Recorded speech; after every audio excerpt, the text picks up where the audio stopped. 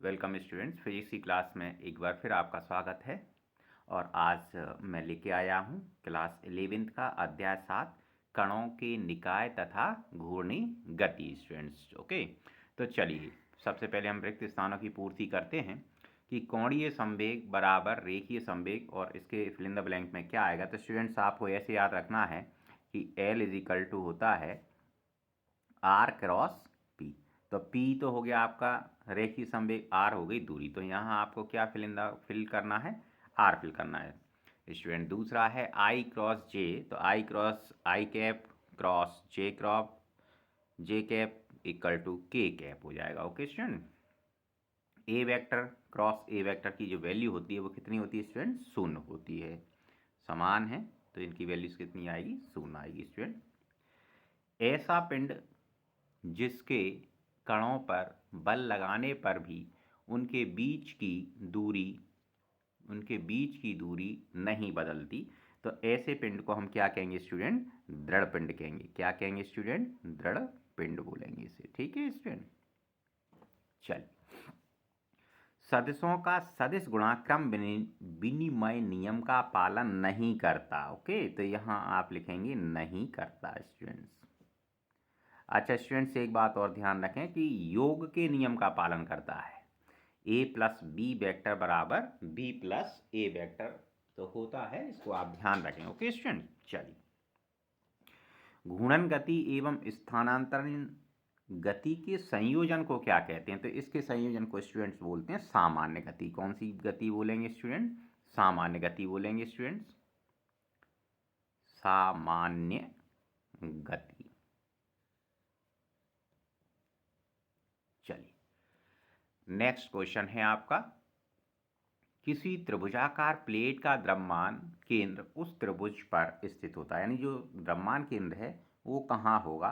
तो स्टूडेंट्स ये उसके मध्यिका पर होगा। ठीक है, आप एक त्रिभुज बनाइए, इस प्रकार से त्रिभुज ड्रा कीजिए और इससे आप ये सेंटर से लाइन डालिए, तो ये जो पॉइंट आएगा, ये पॉइंट कहाँ क्या होगा आपका, द्रव्यमान केंद्र होगा स्टूडेंट त्रिभुज का। ठीक है, मध्यकाओं के कटान बिंदु पर। तो ये मध्यकाएं हमने डाली हैं, तो ये इसके कटान बिंदु पर होगा स्टूडेंट।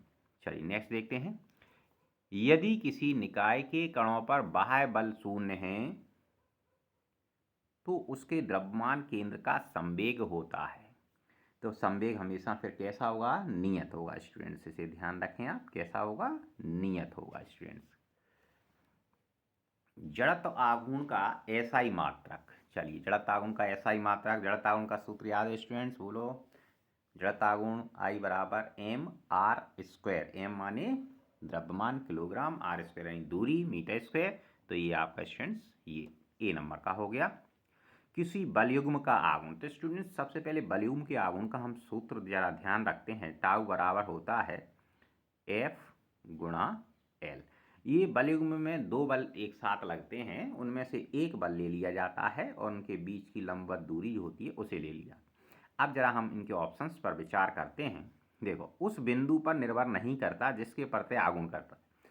तो यहाँ भाई उस बिंदु की चर्चा ही नहीं है कि जिसके प्रत्यय आघूर्ण हो रहा है, तो ये ठीक है ये नंबर। दूसरे को देखते हैं, उस बिंदु पर निर्भर करता है जिसके प्रत्यय आघूर्ण ज्ञात करते हैं। तो भाई निर्भर कर ही नहीं रहा है, तो ये तो बिल्कुल गलत बात है। ठीक है, युग्म बनाने वाले बलों के आघूर्ण पर निर्भर नहीं करता, युग्म तो बिल्कुल निर्भर नहीं करता। ठीक है, बलों के आघूर्ण पर कोई निर्भर नहीं कर रहा है, बताइए कर रहा है, अरे कुछ आप भी तो सोचा करो। बलों के आघूर्ण पर निर्भर कर रहा है, ये एफ लिया है ना मैंने, है ना। तो ये बात गलत है, क्योंकि ये बल जैसे ये मान लीजिए ये कोई ऑब्जेक्ट है, तो यहाँ ये बल ऐसे लगेगा, ये बल तो देखो ये आघूर्ण पर निर्भर करेगा, बलों पर निर्भर करेगा, है ना। तो ये गलत बात है, उपरोक्त में से कोई नहीं तो ये हो ही नहीं सकता। तो इसलिए इसका आंसर क्या है स्टूडेंट्स, ए आंसर है। ओके, ज़रा ध्यान से सुना करो, कभी कभी हम आपको चेक करने के लिए थोड़ा सा गलत भी बोल देते हैं। कोणीय संवेग का एसआई मात्रक, तो कोणीय संवेग का एसआई मात्रक, चलो कोणीय संवेग अभी हमने देखा कि एल बराबर आर क्रॉस पी होता है। ठीक है, तो पी का जो विमा है, जरा विमा से मैं आपको निकालना सिखाता हूँ। एल हो गई दूरी की, इसकी हो गई M L T minus one, तो ये टोटल आपका बन गया M L square T minus one.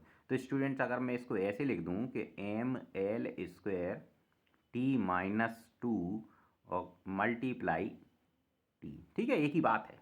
तो अब आप देखिए ये किसका हो गया, ऊर्जा या कार्य, है ना। तो ऊर्जा को आप किस में नापेंगे, जे में। टी आपका समय हो गया, तो काय में नापोगे, सेकंड में। तो ये आपका आंसर ऐसे बन गया। ओके, तो विमा से भी आप इसका विमी सूत्र मात्रक याद कर सकते हैं स्टूडेंट्स। चलिए, एक पिंड को यांत्रिक संतुलन में होने के लिए, देखो कोई पिंड अगर यांत्रिक संतुलन में है तो दो प्रकार से होता है। एक तो आप उसकी रेखीय जो गति है उसको संतुलन करें, दूसरी उसकी घूर्णी गति को संतुलन करें।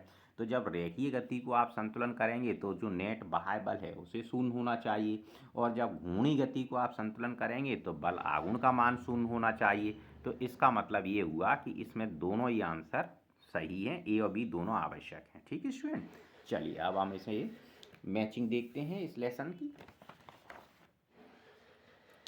चलिए, बल आघूर्ण का फार्मूला हम यहाँ देखते हैं। बल आघूर्ण का जो फार्मूला है स्टूडेंट्स न्यूटन मीटर है। ओके, जड़त्व आघूर्ण किलोग्राम मीटर स्क्वायर यानी डी नंबर का है स्टूडेंट्स। कोणीय संवेग का जो मात्रक है किलोग्राम मीटर स्क्वायर सेकंड है। ठीक है स्टूडेंट, कोणीय वेग रेडियन बटे सेकंड है स्टूडेंट्स। और रेखीय संवेग का जो फॉर्मूला बनेगा, मात्रक जो बनेगा kilogram metre square second. Thank you very much to join class, धन्यवाद।